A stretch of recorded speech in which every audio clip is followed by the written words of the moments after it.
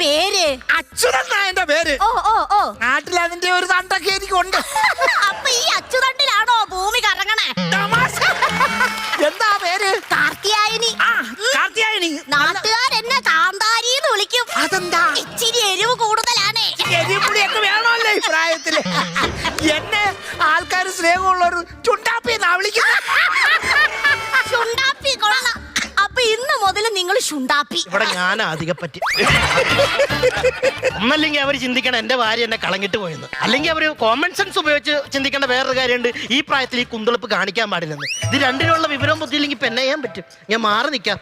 അവൻ എന്തോ പിറുവിറുക്കുന്നുണ്ട്. വിഷമോ? അവന്റെ വിഷമം മാറ്റാൻ വേണ്ടി കൊച്ചിന്ന് രാത്രി എന്റെ കൂടെ ഇവിടെ നിൽക്കുവോ?